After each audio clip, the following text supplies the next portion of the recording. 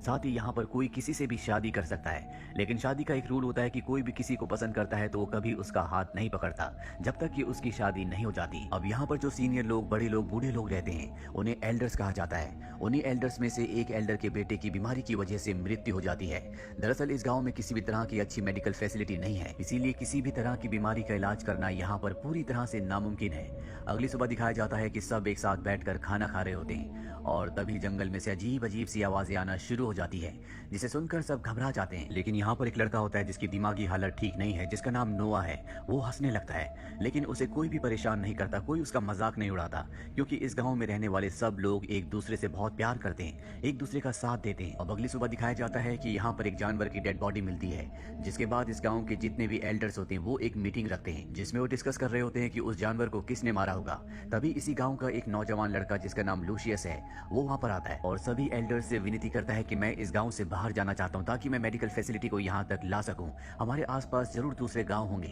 हमारे एक साथी की अभी अभी बीमारी की वजह से मृत्यु हो गई। अगर हमारे पास मेडिकल फैसिलिटी होती तो हम उसे बचा सकते थे, पर उसकी इस अर्जी को पूरी तरह से बर्खास्त यानी कि मना कर दिया जाता है। और उसका कारण ये होता है कि यहाँ गाँव के आसपास जंगल में जितने भी शैतान रहते हैं पहले वो गाँव पर आकर हमला किया करते थे, लेकिन एल्डर्स ने उनके साथ एक समझौता किया, जिस समझौते के मुताबिक कोई कभी इस गाँव से बाहर नहीं जाएगा। और एल्डर्स उस समझौते को नहीं तोड़ना चाहते। अगर उन्होंने ऐसा किया तो वो शैतान गांव में आकर एक बार फिर से इन लोगों के ऊपर हमला करेंगे। शैतानों से समझौता सिर्फ यहाँ के एल्डर्स ने किया होता है, उन्होंने उन्हें देखा होता है। नई जनरेशन ने उन्हें नहीं देखा होता, लेकिन नई जनरेशन को जंगल से उनकी आवाजें आती है, उन्हें कई बार बहुत सारे निशान भी मिलते हैं, इसीलिए वो जानते हैं कि जंगल के आसपास शैतान रहते हैं। और लूशियस उन शैतानों से नहीं डरता, इसीलिए वो जंगल में जाना चाहता है, पर उसे इस बात की इजाजत नहीं होती।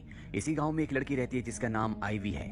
आईवी देख नहीं सकती, दरअसल वो ब्लाइंड है और उसकी सेंसेस, उसका दिमाग बहुत तेज होता है। वो नोवा के साथ लूशियस के पास जाती है और लूशियस से कहती है, मैं जानती हूँ कि तुम मेरा हाथ क्यों नहीं पकड़ते, क्योंकि तुम मुझसे प्यार करते हो। और ये बात सच होती है कि लूशियस आईवी से प्यार करता है। लूशियस के पास नोवा भी होता है जिसकी दिमागी हालत खराब है। लूशियस देखता है कि नोवा के हाथ में वो लाल रंग का फ्रूट है जो जंगल में पाया जाता है। इस गाँव के अंदर कभी भी लाल रंग को नहीं लाया जाता, चाहे वो लाल रंग का कपड़ा हो, चाहे लाल रंग का कोई फूल या फ्रूट। जब भी लाल रंग देखा जाता है तो उसे दफना दिया जाता है। और अब लूशियस समझ जाता है कि नोवा जंगल के अंदर गया था और शैतानों ने उसे कुछ नहीं किया, इसीलिए एक बार फिर से वो एल्डर्स के पास जाता है और उनसे कहता है कि नोवा के हाथ में वो लाल रंग का फ्रूट था जो सिर्फ जंगल के अंदर पाया जाता है। इसका मतलब वो जंगल में गया था और उसकी मासूमियत की वजह से, उसकी निडरता की वजह से शैतानों ने उसे कुछ भी नहीं किया। और मैं भी शैतानों से नहीं डरता, इसीलिए मैं दूसरे गाँव, दूसरे टाउन में जाकर मेडिकल फैसिलिटी को यहाँ तक लाना चाहता हूँ, मुझे इसकी इजाजत दी जाए। लेकिन एक बार फिर से एल्डर्स उसे मना कर देते हैं और लूशियस के दिमाग में सिर्फ एक ही बात चल रही होती है कि वो किसी भी तरह से इस गाँव से बाहर जाकर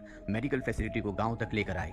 इसीलिए सबके मना करने के बाद भी अगली सुबह वो गाँव की बाउंड्री से बाहर चला जाता है और तभी वो अपने सामने एक साये को देखता है जो शैतान का साया होता है। वो बाउंड्री के वापस अंदर आ जाता है और उसी रात को वॉच टावर पर जो पहरा दे रहा होता है उसे अपने वॉच टावर के नीचे एक साया दिखता है जो कि शैतान का साया है। ये देखकर वो पूरी तरह से डर जाता है और वहाँ पर जो बेल होती है उसे जोर जोर से बजाना शुरू कर देता है। बेल की आवाज सुनकर गाँव वाले डर जाते हैं। दरअसल गाँव में जितने भी घर हैं उन सब घरों के नीचे एक बेसमेंट है और जब भी इन्हें खतरों का एहसास होता है तो ये उन बेसमेंट्स में जाकर छुप जाते हैं।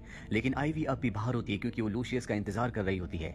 लूशियस आता और उसे भी बेसमेंट में ले जाता है, जिसके बाद पूरी रात इन्हें शैतानों की आवाज आती है। और अगली सुबह जब ये अपनी बेसमेंट से घर से बाहर आते हैं तो देखते हैं कि हर एक दरवाजे के बाहर लाल रंग का एक निशान है, जिसे देखकर ये समझ जाते हैं कि शैतानों से किया हुआ समझौता अब टूट चुका है या ये इन सब के लिए एक चेतावनी है। इसके बाद पूरे गाँव की मीटिंग होती है जहाँ पर सभी एल्डर्स परेशान होते हैं कि ऐसा कैसे हो सकता है। लूशियस अपने जुर्म को कबूल कर लेता है। वो कहता है कि मैं गाँव की बाउंड्री से बाहर गया था और मैंने वहाँ पर एक शैतान को देखा, इसीलिए कल रात को शैतान हमारे गाँव के अंदर आए।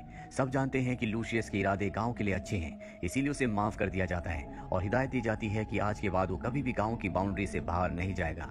वहीं ईवी की बहन की शादी होती है जिस वजह से पूरा का पूरा गाँव खुश होता है। शादी के बाद जब लोग अपने घरों में वापस जाते हैं तो देखते हैं कि उनके घरों के बाहर किसी ने मरे हुए जानवर को लटका रखा है, जो देखकर सबके सब एक बार फिर से डर जाते हैं। सबको डर लगता है कि शैतान आज भी आएंगे, इसीलिए लूशियस एक बार फिर से आईवी के घर जाता है। ये दोनों एक साथ बैठते हैं और तय करते हैं कि जल्द ये दोनों शादी कर लेंगे। अगली सुबह जब ये बात नोवा को पता चलती है, जिसकी दिमागी हालत अच्छी नहीं है, तो उसे बहुत गुस्सा आता है क्योंकि बचपन से वो आईवी को पसंद करता है और अब उसके दिल में बदले की भावना जाग उठती है। है, जिसके चलते वो लूशियस को चाकू से जख्मी कर देता है। लूशियस की हालत बहुत ज्यादा खराब है, साथ ही उसके बचने के चांसेस बहुत कम है क्योंकि इस गांव में मेडिकल फैसिलिटीज नहीं है। नोवा को क्वाइट रूम में बंद कर दिया जाता है। ये वो रूम है जहाँ पर कभी भी किसी को भी सजा के तौर पर बंद किया जा सकता है। नोवा को अक्सर यहाँ पर बंद किया जाता है क्योंकि वो कोई ना कोई गलत काम करता रहता है। आईवी को जब पता चलता है कि नोवा ने लूशियस को चाकू से जख्मी कर दिया तो बहुत दुखी हो जाती है। साथ ही उसके पिता एडवर्ड भी, जो गांव के एल्डर्स में से एक एल्डर हैं, वो अपनी बेटी से कहते हैं कि जब तुम्हारी आंखों की रोशनी चली गई तब भी मैं कुछ नहीं कर पाया और अब मैं चाहता हूं कि मैं जंगल में जाऊं। लेकिन एडवर्ड की पत्नी उसे जाने से मना कर देती है। वो कहती है कि हमने सबने एक वादा किया है और हम उस वादे को नहीं तोड़ सकते। और अब आईवी तय कर लेती है कि वो इस जंगल को पार करके दूसरे टाउन में जाकर मेडिकल फैसिलिटी को यहाँ पर लाकर रहेगी। उसके पिता एडवर्ड भी उसका साथ देते हैं और गाँव के सभी एल्डर्स के खिलाफ जाकर उसे परमिशन दे देते हैं। पर इससे पहले कि वो अपने सफर पर निकलती, वो उसे खास खुफिया कमरे में ले जाते हैं और बहुत सारे ऐसे राज बताते हैं जो आज से पहले कभी किसी को नहीं बताए गए। और अब आईवी के साथ गांव के 2 और लड़कों को भेजा जाता है। वो दोनों के दोनों अपने सफर में बहुत ज्यादा डरे हुए होते हैं, लेकिन आईवी पूरी तरह से निडर होती है। उसके चेहरे पर, उसके मन में, दिल में किसी तरह का कोई डर नहीं होता। दरअसल जब उसके पिता एडवर्ड उसे एक खुफिया कमरे में ले गए थे तो उन्होंने उसे इस गाँव का राज बताया था। उन्होंने कहा था कि यहाँ पर कोई भी शैतान नहीं है। दरअसल गाँव में जितने भी शैतानों को देखा जाता है वो एल्डर्स में से लोग होते हैं जो शैतानों की तरह कॉस्ट्यूम पहनकर जंगलों में जाते हैं, और ऐसा हम इसलिए करते हैं ताकि कोई भी इस गांव से कभी भी बाहर ना जा सके। और अब आईवी को ये सच पता है, इसीलिए उसके मन में, दिल में किसी तरह का कोई भी डर नहीं होता। उसके साथ जो 2 लड़के होते हैं बहुत ज्यादा डर जाते हैं क्योंकि जंगल से शैतानों की आवाज आ रही होती है, इसीलिए वो वापस गाँव की तरफ लौट चलते हैं। लेकिन आईवी ऐसा नहीं करती क्योंकि उसके पिता एडवर्ड ने उसे बताया था कि जंगल से जो भी आवाजें आती है वो उन्होंने पेड़ों पर इस तरह के डिवाइसेस लगा रखे हैं जो हवा चलने पर आवाज करते हैं, और ये आवाज वही आवाज होती है। वहीं दूसरी तरफ हमें गांव में दिखाया जाता है जहां पर जितने भी एल्डर्स होते हैं वो सब के सब एडवर्ड से खफा होते हैं क्योंकि उसने अपनी बेटी को जंगल में भेज दिया होता है। वो सब कहते हैं कि हमने इतने सालों से मेहनत की थी, हमने एक सुरक्षित जगह बनाई थी, ये राज था और वो राज जल्दी पूरी दुनिया के सामने खुल जाएगा। वो कहता है ऐसा कुछ भी नहीं होगा, मैंने अपनी बेटी आईवी को सब कुछ समझा दिया है। वहीं आईवी को दिखाया जाता है जो जंगल में आगे बढ़ रही होती है और तभी वो एक बहुत बड़े गड्ढे में गिर जाती है, पर किसी तरह से वो उस गड्ढे से बाहर आ जाती है। अब उसे यहाँ पर शैतान की आवाजें आना शुरू हो जाती है। हालांकि उसके पिता ने बताया था कि जंगल में कोई भी शैतान नहीं है, लेकिन गांव में ऐसी भी कहानियां प्रचलित थी जिसके अनुसार बहुत पहले शैतान होते थे और वो इंसानों की नकल किया करते थे। जिसके बाद आईवी एक लकड़ी तोड़ती है और सामने से भी उसे लकड़ी तोड़ने की आवाज आती है। इसके बाद वो एक पत्थर फेंकती है और सामने से भी कोई पत्थर फेंकता है, जिसके बाद वो समझ जाती है कि शैतान सच में उसके सामने है, इसीलिए वो डरकर भागने लगती है और हमें उस शैतान को दिखाया जाता है जो उसका पीछा कर रहा होता है। आईवी की सेंसेस बहुत ज्यादा एक्टिव होती है, इसीलिए वो उससे बचकर भाग रही होती है और जिस गड्ढे के अंदर कुछ देर पहले वो गिरने वाली थी वो उस गड्ढे के सामने खड़ी हो जाती है। उसे पता है कि उसके पीछे शैतान आ रहा है और इससे पहले कि शैतान उसे पकड़ता वो सामने से हट जाती है और वो शैतान गड्ढे के अंदर गिर जाता है। वहीं दूसरी तरफ गांव में दिखाया जाता है जहां पर सभी एल्डर्स उस सीक्रेट क्वाइट रूम में जाते हैं जहां पर नोवा को कैद करके रखा गया था, लेकिन वो वहां पर नहीं होता और वहां पर एक खुफिया रास्ता होता है जहां पर कुछ सामान के साथ जानवरों की खाल भी होती है। यानी कि गांव में जितने भी जानवरों को मारा जा रहा था वो एल्डर्स नहीं मार रहे थे बल्कि नोवा मार रहा था, इसीलिए एल्डर्स भी परेशान थे। यहाँ पर हमें पता चलता है कि नोवा का दिमागी संतुलन ठीक तो नहीं है, लेकिन वो दिमाग से बहुत ही शार्प है। उसे दरअसल वो कॉस्ट्यूम मिल गई थी जिसे पहनकर एल्डर्स जंगल में घूमा करते थे और उसके पास भी वैसा ही कॉस्ट्यूम था जिसे पहनकर वो भी जंगल में एल्डर्स की तरह घूमता था। यानी कि उसे एल्डर्स का राज पता था, इसीलिए वो कभी भी किसी भी वक्त जंगल में चला जाता था। जिस तरह से सभी एल्डर्स यहाँ पर रहने वालों के दिमाग से खेल रहे थे उसी तरह नोवा भी उन सब एल्डर्स के दिमाग से खेल रहा था, लेकिन वो आईवी से प्यार करता था। इसीलिए जब उसे पता चला कि लूशियस आईवी से शादी करने वाला है तो वो अपना आपा खो बैठा और उसने उसे मारने की कोशिश की, जिस वजह से लूशियस पूरी तरह से जख्मी हो गया। और जंगल में जो शैतान आईवी के पीछे था जो गड्ढे में गिर चुका है वो और कोई नहीं बल्कि नोवा होता है जिसकी अब मृत्यु हो चुकी है। आईवी अपने सफर पर आगे बढ़ जाती है। उसके पिता एडवर्ड ने उसे खुफिया रास्ता बताया होता है। उस रास्ते पर चलते हुए वो एक ऊंची दीवार को पार करती है जहां पर हम सड़क देखते हैं और तभी वहां पर एक गाड़ी आती है जिससे पुलिस वाला नीचे उतरता है और यहाँ पर हमें पता चलता है कि ये 19th सेंचुरी नहीं है बल्कि ये 21st सेंचुरी है, यानी कि हमारा वक्त। वो पुलिस वाला आईवी को वहां पर देखकर हैरान होता है क्योंकि दीवार के दूसरी तरफ जो एरिया है उसे एनिमल सेंचुरी कहा जाता है जहां पर कभी कोई नहीं जाता और ना ही इसके ऊपर से कभी कोई प्लेन उड़ा होता है क्योंकि ये प्लेन का रूट नहीं होता।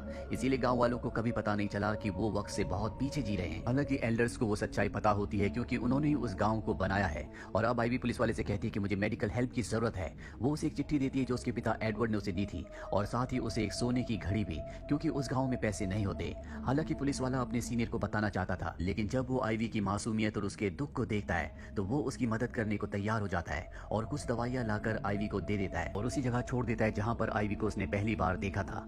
आईवी इसके बाद वापस अपने गांव में आ जाती है और जो दवा वो लेकर आई होती है वो अपने पिता को दे देती है, जिसके बाद वो दवा एडवर्ड को दी जाती है।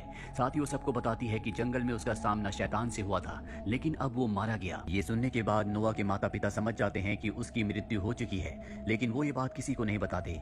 गांव में जितने भी लोग हैं उन सब के दिल में शैतान का डर ज्यों का त्यों है। अब सवाल ये उठता है कि एल्डर्स ने इस गांव को बनाया क्यों। दरअसल सन 1972 में जब एडवर्ड एक प्रोफेसर थे तो वो उन लोगों की काउंसलिंग किया करते थे जो बहुत ज्यादा दुख में थे, और उन सब के दुख का कारण ये दुनिया थी।